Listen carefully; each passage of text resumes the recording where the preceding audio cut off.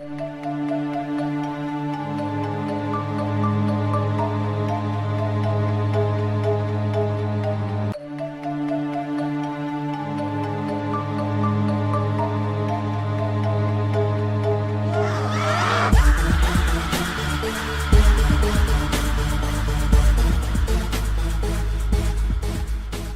been a little bit since we've done a haunted house episode. It's not even Halloween yet. I was excited to do a ghost story. We have, like you said, we haven't done one in a while. And when you sent this to me, I didn't recognize it. But as soon as I got about halfway, I knew exactly what story this was. Oh, really? I hadn't heard of it before, and which is kind of surprising. I love when I can come across these cases that are kind of famous that I've never heard of before. It's always fun. Yeah, I don't want to give too much away, but I'll mention it later. But I'm surprised you have never heard of this story. Yeah, me too. Well, this takes place in 1988 in San Pedro, California. A young lady named Jackie Hernandez, she was 23 years old at the time, moved herself and her kid into a new home in San Pedro. And she says right away, I read a lot of different things. I found some other stories. Mike did some additional research, and some of them vary. Some say that it took about a month, but she stated that right away she felt like somebody was watching her all the time in the house. So much so that it felt like somebody was behind her sometimes, but she would look and there would be nobody. But the activity increased about a month after, I think is what they're referring to in the other stories, but stuff started going missing, the normal haunting stuff, knocks, bangs, and odd smells. Now, in one of these other reports that I read, Mike, they said that there were ghost farts. Is that what it said? Well, most definitely, if the ghost is there. The ghost. Due to our research, we must now report that we have evidence of ghost farts. Yes, ghosts are flatulent, and they do more than just make sounds in the night. Those sounds are farts. But in this other side report that I read, they said that she started to experience pebbles coming through the wall. Or ghost poops.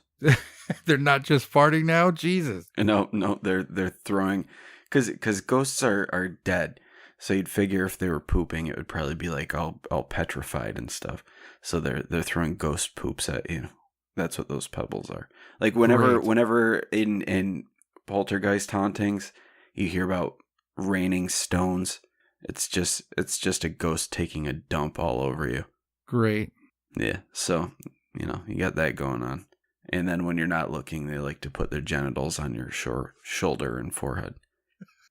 Well, ghosts are dicks, man. Ghosts are total dicks. If they're beefing it and crapping all over the place, I don't put it past them. I'm sure they're whipping out their privates and rubbing it all over poor sleeping people. Yeah, you don't want to know what the ectoplasm is. That's when a ghost gets to finish. I was gonna say it's when a ghost has a cold and sneezes on you. But... No, you weren't. No, I wasn't. I wasn't at all. You're right. But maybe I was. Don't be so presumptuous. But anyway, I've derailed this enough. Enough talking about ghost farts and other worse things. Well, after these pebbles and noises and knockings and bangs started for about another month, it escalated after that. One evening, she watched a pencil holder float up off of a table, then come flying at her as if somebody had thrown it. And that scared her so much, she actually ran out of the house. She grabbed her kid and ran to a neighbor's house. And she even called the police, but they didn't know what to do about a situation like that at all. But her friends and family had a hard time believing the stuff that she was saying. But then one day, one of her friends witnessed this stuff. It was actually her neighbor, a lady named Susan Castaneda. They were eating dinner and they heard this. They heard what sounded like a painting falling off a wall in a room over.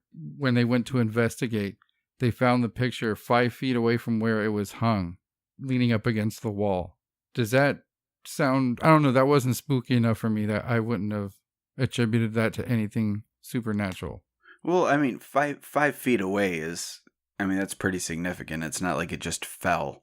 Like if it was 5 feet away, that's quite a distance to just randomly get thrown off the wall.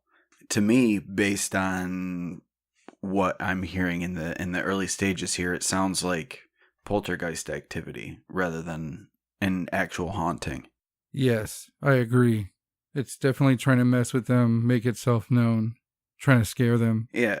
Well, not even that. Like with poltergeist activity, typically it's like some sort of.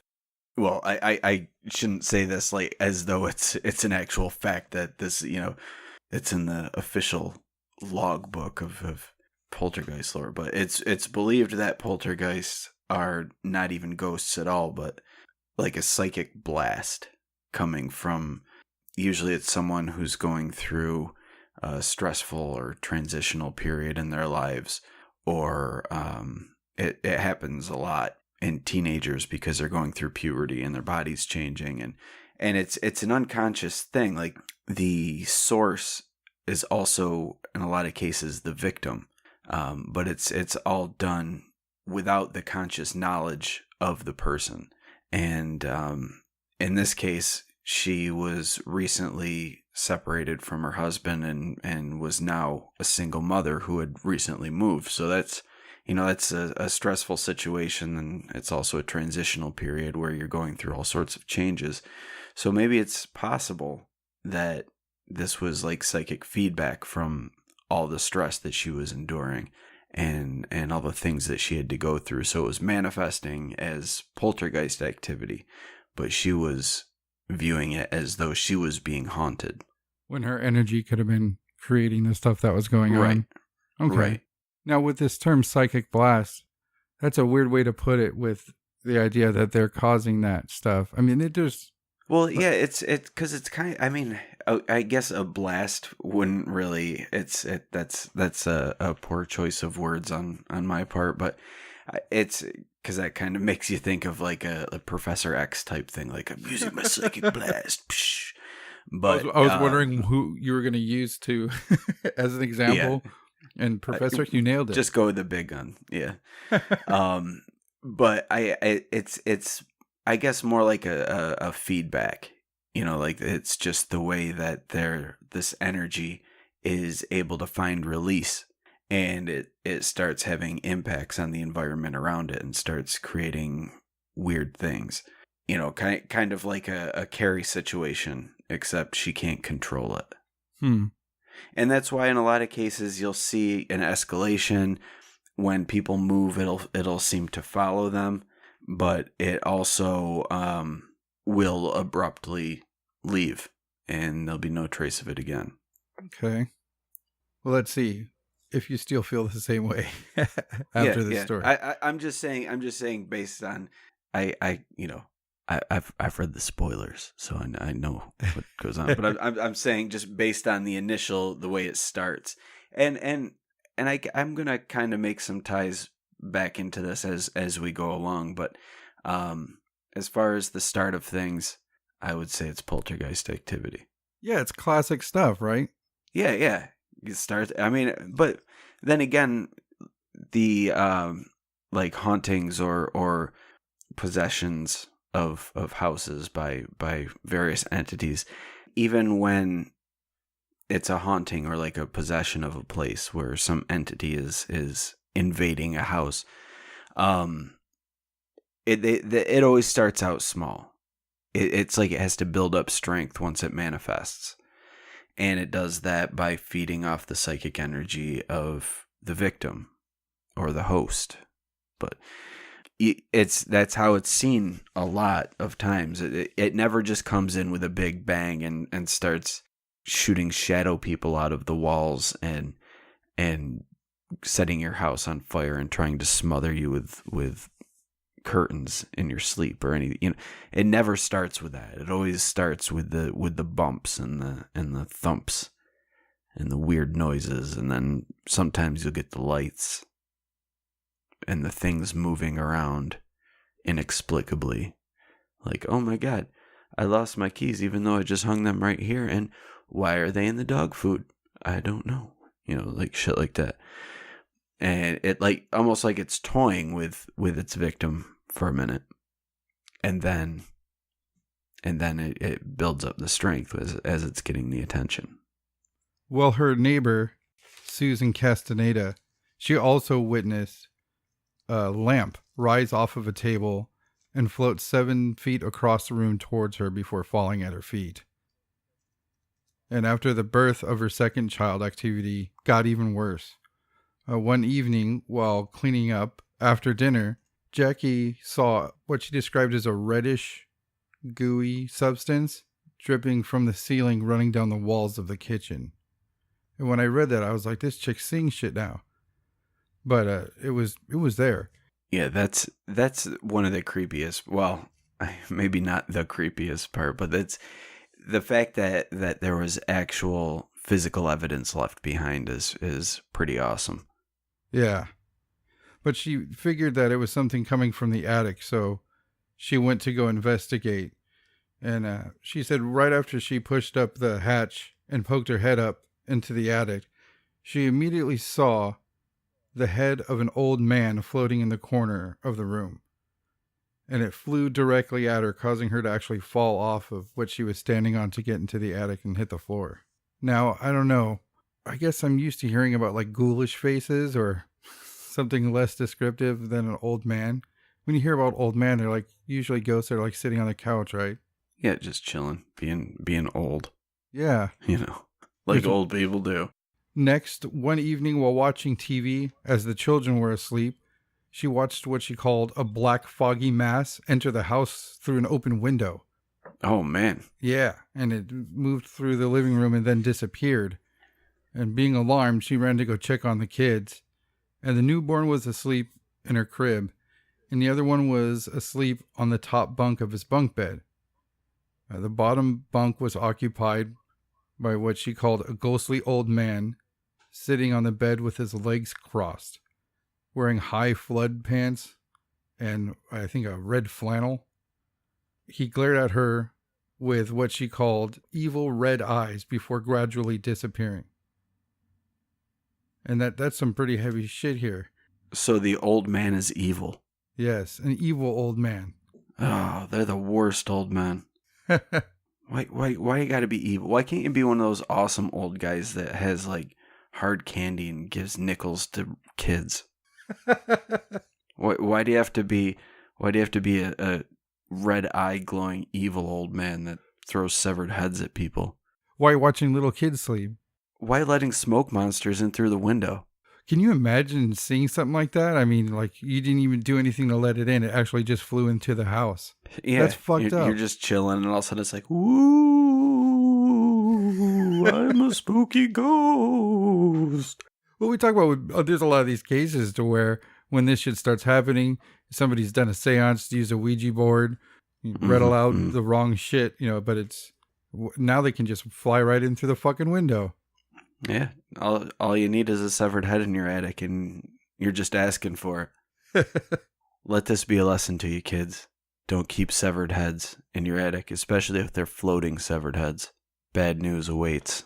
I know it might seem cool at first. You see that severed head in the pet store, and when they're babies, they look really cute and all. But I'm telling you, you bring it home, you leave it in your attic for a couple of years. It's gonna start floating. It's gonna bleed through your ceiling, and it's just generally going to be unpleasant and invite in all the fucking creepy crawlies from outside, like the smoke monster and the shadow person and the evil red-eyed old man, all this shit. I mean, he's wearing fucking high water pants, for Christ's sake. You can't trust this man. It's a big responsibility having a severed head. It is, and no matter how many times you tell your kids, but Billy's got a severed head, and now I want a severed head. God damn it, fine, I'll get you a severed head, but I'm telling you right now, I'm not cleaning up after it. Cut to 1 week later. Who's cleaning up after it? Fucking I am. Picking up all the drippings in the fucking ceiling, dripping down the wall. And then once you have a severed head, what are you gonna do with it? It's not like you can put it on Craigslist. People don't want a used severed head.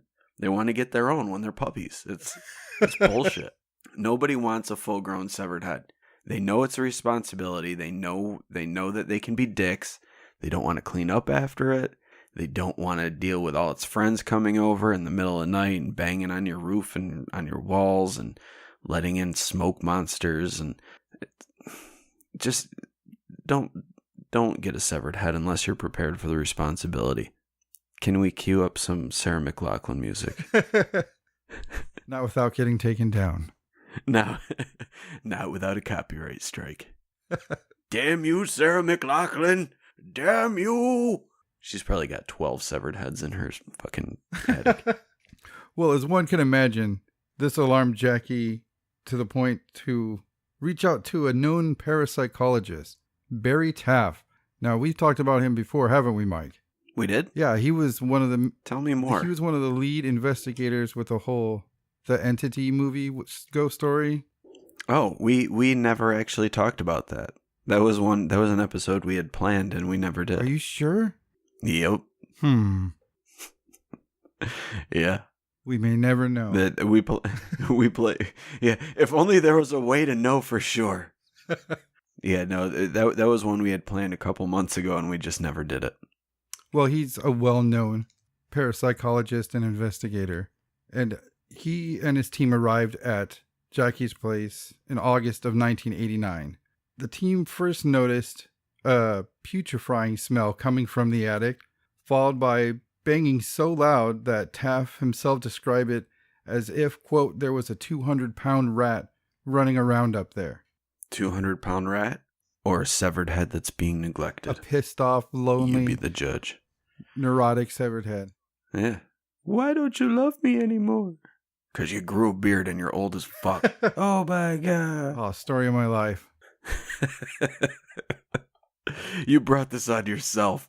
Well, after Jackie told the team about the floating head, the team photographer, a dude named Jerry Bowen, and his assistant, a dude named Jeff Wheatcraft, headed right up to the attic to see if they can find anything that would reasonably explain anything that was going on, be it the smells or the sounds. But upon entering the attic, both men reported the feeling of being watched instantly, just like Jackie had first experienced when she moved in. Wheatcraft immediately took out his camera to take a picture, but before he can snap one off, the camera was knocked out of his hands, causing both of those dudes to kind of get the hell out of the attic really quick. So after they cleaned the crap out of their pants, they went back up to the attic to retrieve the camera, and they said they found it in pieces, like the lens had been taken off, and it was pretty far from the camera. But before the team left, Taft took a sample of this blood ooze that was coming down the kitchen walls and had it sent to a scientist friend for analysis. And like you were talking about before, physical evidence, guess what this was? This test revealed trace amounts of iodine, rust, and male human blood. Oh, shit. Yeah. See, that's what happens when you don't take your severed head on a walk. It drizzles all over the floor. Blood pees in the attic until it comes into the kitchen. Yeah. They need their exercise, people. But like you mentioned before about people's attitude and stress and all that going on, Taft, being a psychologist, felt that Jackie was the perfect candidate for a poltergeist attachment or a regular poltergeist haunting. Oh, shit. Did I call it or what? Did I fucking call it or what? We'll see what happens. But, No, I called it, Mateo. I called it. We don't need to see. We already know. See, he agrees with me. Case closed. End of the episode. Have a good night, folks. Well, let's see. On August 28th, about 3 weeks... I said good night, folks. About 3 weeks after the team's visit, they received a frantic call from Jackie. Things had gotten much worse. She now reported that things were flying around the house, being thrown at her and her kids, and she reported that she had went to go pick one of these things up, and she was attacked by something, and it choked her to the point of almost passing out. So the team rushed right over. They were there within a couple hours. When the team got there, the same two dudes from before, Bowen and Wheatcraft, went right up to the attic, and they instantly saw orbs. They heard the sound of finger snapping, and the finger snapping was so loud that the rest of the team downstairs heard it. And that kind of freaked Jackie out, and she told them to get out of the attic. And as Bowen and Wheatcraft went to exit the attic, everyone was startled when they heard Wheatcraft scream. So Bowen turns around to see that a cord that was on the ceiling of the attic had somehow wrapped itself around Wheatcraft's neck, and he was struggling. It was choking him. Now, people criticize this, but Bowen instantly took a photo. Now, if we were investigating something, Mike, and even if something like that happened, I would expect you to take a fucking photo first before, jumping and just... I'm terrible with a camera, to be completely honest. It might take a while. No. It's not even that. It's just like the camera is never anything that I even think about or consider. Like whenever I'm at, like, say a concert, for instance, and you've got people taking pictures or videos, or like, I just want to watch it, and I don't want to be, I want to experience the moment for real instead of having to record it and view it through some small screen or some reproduction of the thing. So I probably wouldn't think to take a picture in that case. But this guy, has a very different mindset than I have. I'm not a photographer. That's not my thing. So I wouldn't think of it. I would be like, oh my God, you're being choked by a fucking thing from the ceiling. I need to make sure that you don't die. Yeah, but I would hope, like, if you had a camera in your hands, walking around, I hope that you would take a picture. I don't beat this guy up. There, people criticize them for him just like, oh, great job taking a picture. Right. But the other thing is, the picture doesn't prove anything. I'm not saying that the picture is fake. The guy is definitely being choked and it appears that he's being lifted by something. I don't think that that's evidence that it was a ghost, and something like that could very easily be staged. Very, very true. You just got to take their word for it at that point, Yeah. Even with a photo, which sucks. The thing with this case is, though, it doesn't do any of them any good to make this up.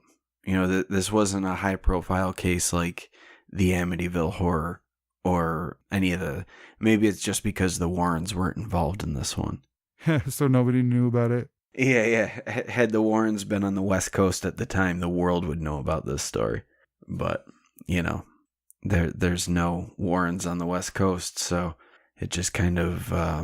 I don't want to say it just fades into obscurity or gets brushed under the rug, but it's not as well known as these other cases. And I really think it's because of the lack of Warrens. Yeah, you're probably right. To make up the story, I don't agree with that either. Unfortunately, we don't know. You never hear about how much these teams cost to investigate, if they charge people at all. So we don't know if they want to stick around more to get paid or whatever. But this freaked out Taff and his team so much that they left, and they said that was the last time they went there. I don't know if they were just like, you're on your fucking own, or call somebody, you need a priest or something, but the story goes that that's it. They cut out and they didn't see her again or try to help her again. But after that happened, she moved. Well, that's not entirely true. Jeff wouldn't go back into the house. That was his deal. But after she ended up moving out because, something tried to kill somebody in her house, so she moved out shortly after that. And she moved to a more rural area. This was 380 miles north of Los Angeles. Yeah, so she got far the fuck away from... Yeah, she's like, nope, fuck all of that shit. Yeah. But then she ended up going back and living with her husband again.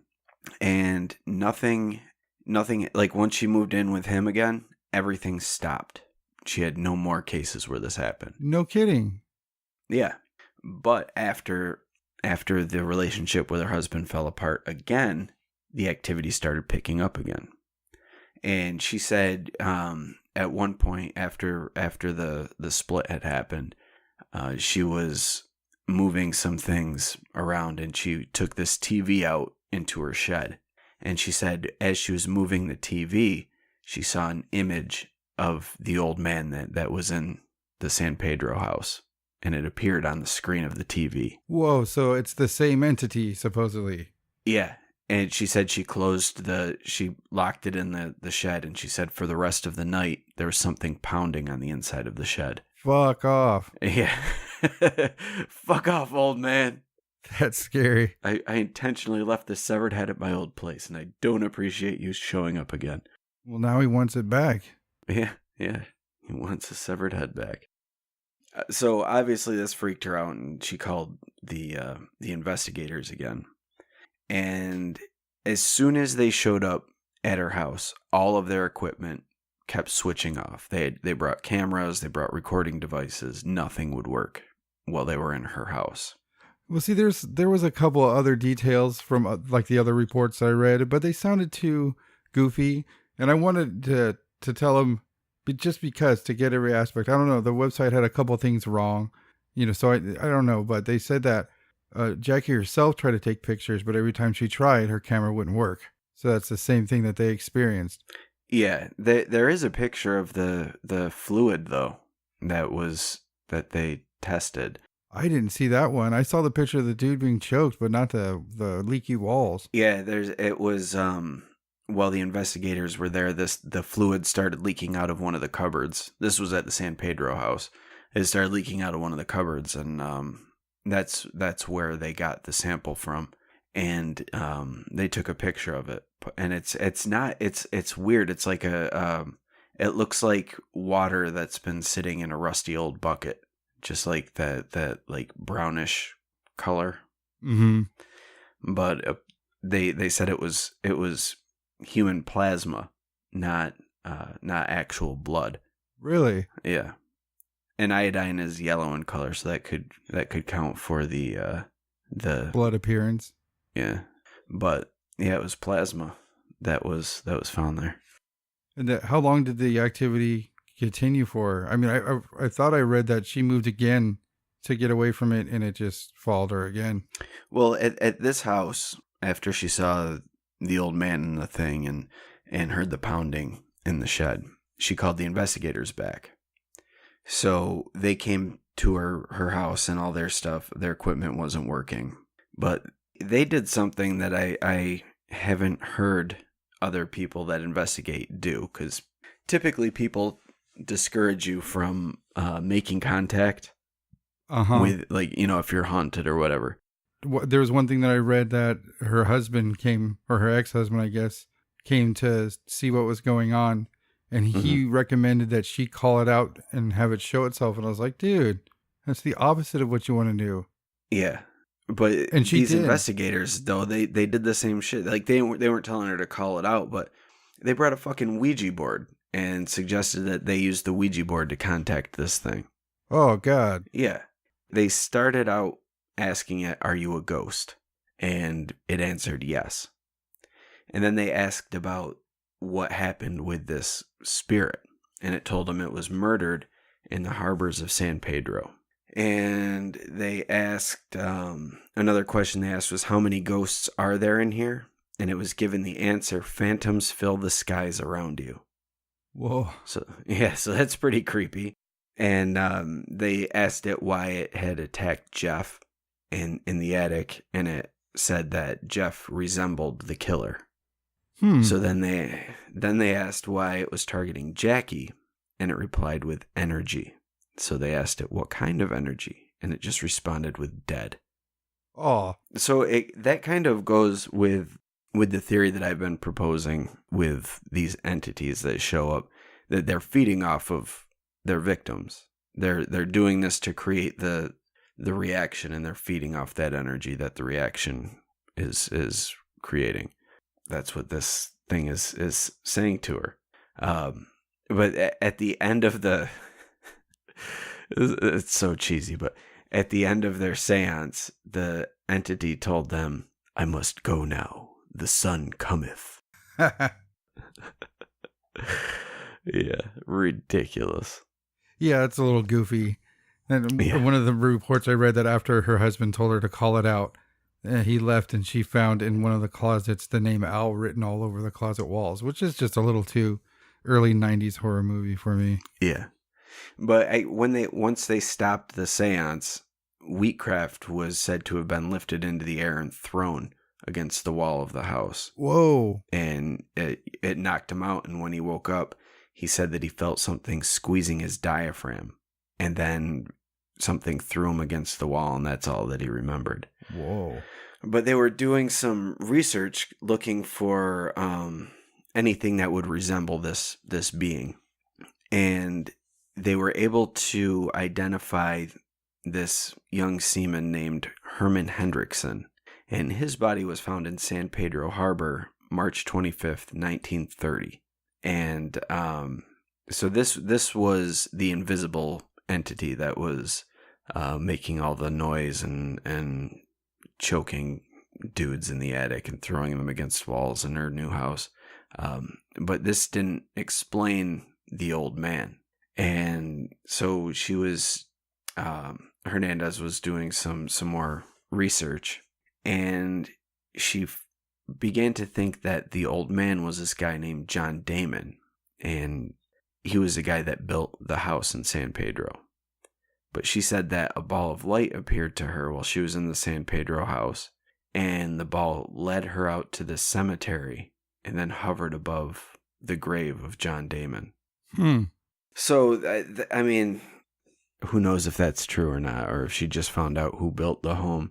Because if you really think about it, it doesn't make sense if the ghost was the guy who built her original house. Why would that ghost follow her? You know, it doesn't make sense. Yeah, good point. And why would this other ghost who had nothing to do with the house just all of a sudden attach itself to her?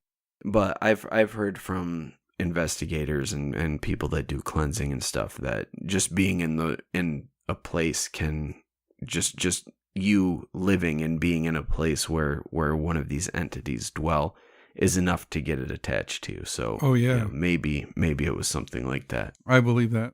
But these things followed her, and she kept moving, and every time she would move, they would start up again. And they've since, by this point, everything's mellowed out, and she hasn't had any experiences.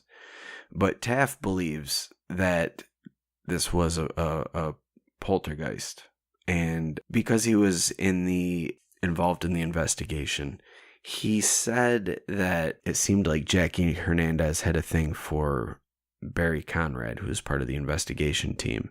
But Conrad was always with Jeff Wheatcraft.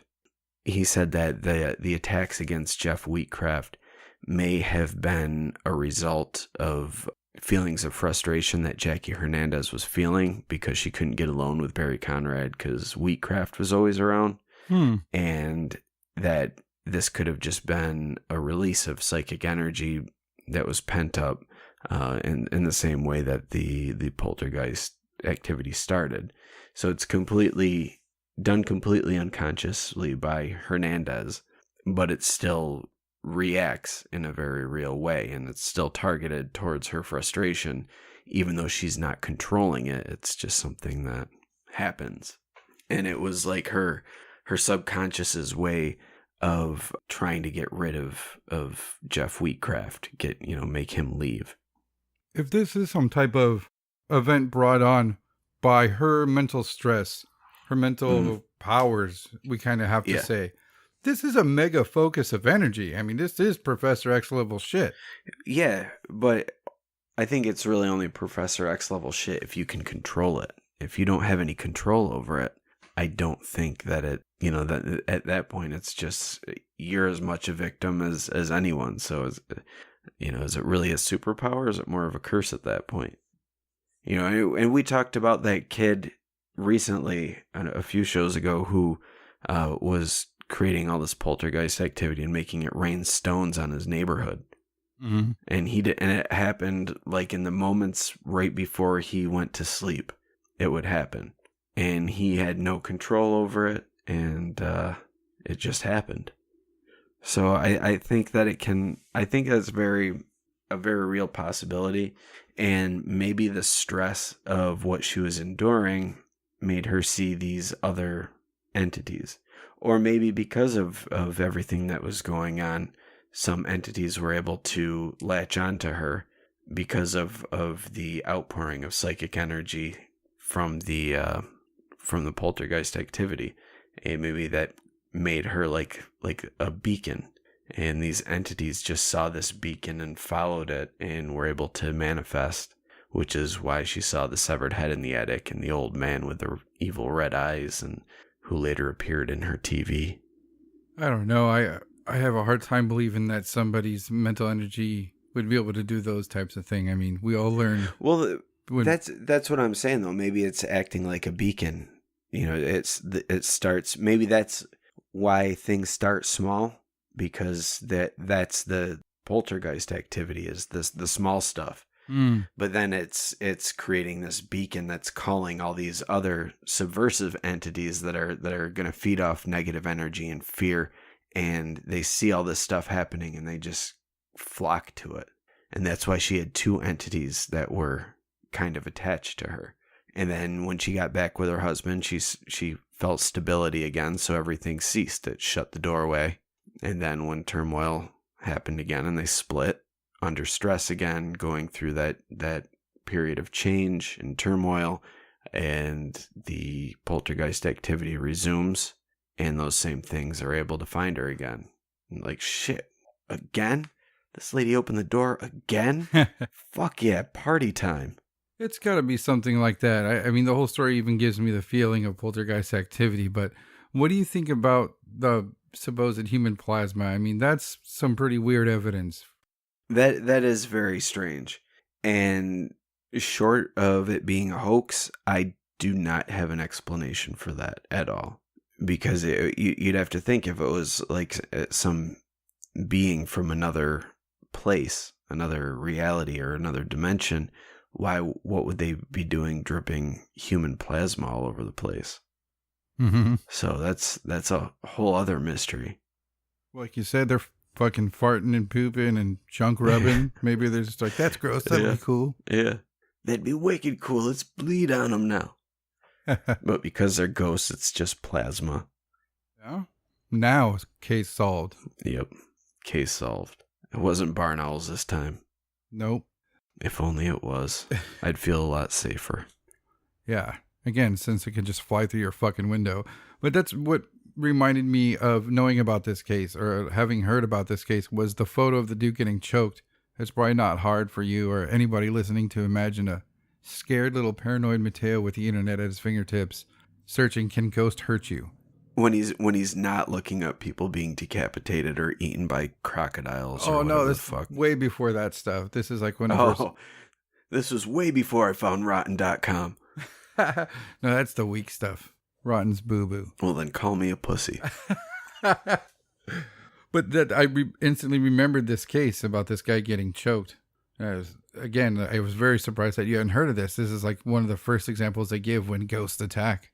Is that going to be a show on the Discovery Channel? Would ghosts attack? I hope.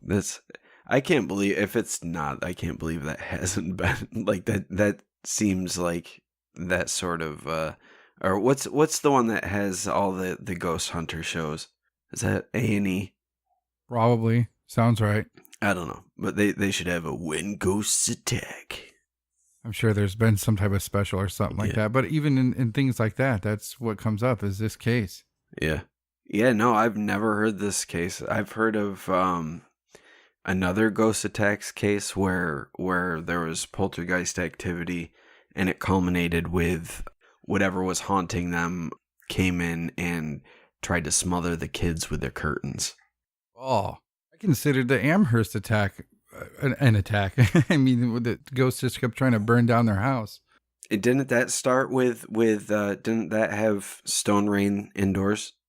Yes, it did. Yeah, it did. See? Pooping on. They're doing all the poops. It was cool to read about another haunting case. Like I've heard of it, but I'd long forgotten about it. I miss stories like this.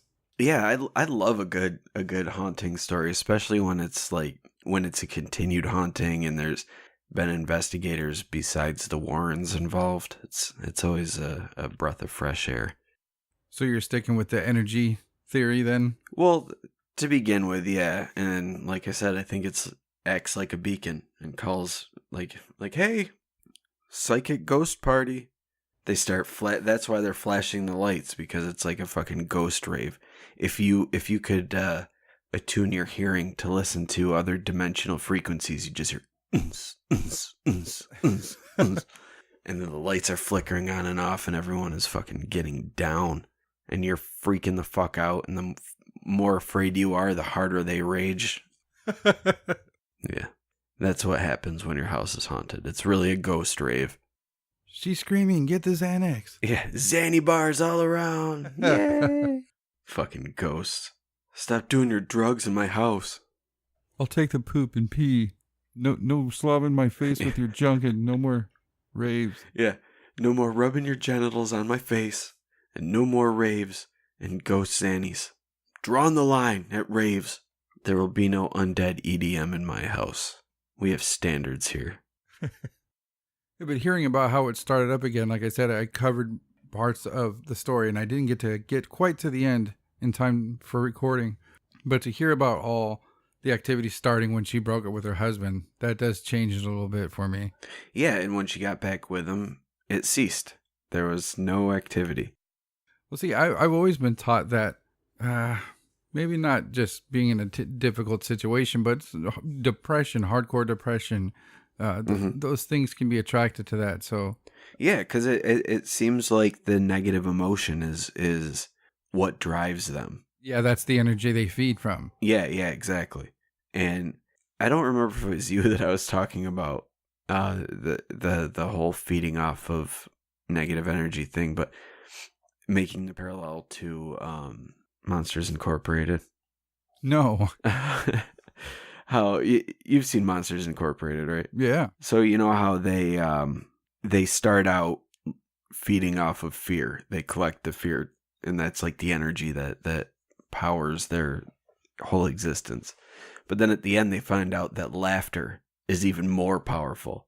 Like, what if that was the case, and they're just like they would love to emit laughter, but they don't know how because they're fucking weird dimensional ghost being things, and they don't understand humor, so they're just like, yeah, fuck it, whatever. I'm not gonna fucking juggle for you. How awesome would that be, though? Shit out of you. Like, yeah. Every one of your cans. The ghosts just show up. But then again, for a lot of people, the ghost would show up and everyone would get freaked out, like even more freaked out if it was trying to be jovial and happy, like, oh my god, I just had this thing show up and it was dancing and it was so fucking creepy. That's why they got to be subtle, like put whoopee cushions around, put a banana peel in a kitchen floor. Yeah, maybe that's why they start with the farts, because they know farts are funny. But we can't hear the farts. We can only smell them. So it's not funny anymore. People always think it's their dog or their cat that farts. Nope. You got ghost, bitch. That was a ghost. That was a ghost trying to use a fart joke on you. He did the old pull my finger thing, and you didn't pull it, so he pulled it. He pulled his own finger. Thank you for listening to the Whatcast. You can find us on Twitter, Instagram, Facebook, iTunes, and YouTube. Enjoy the podcast. Get yourself a Whatcast t-shirt or a sticker pack. Who was that dude on that one episode? Try the links in Homie's page.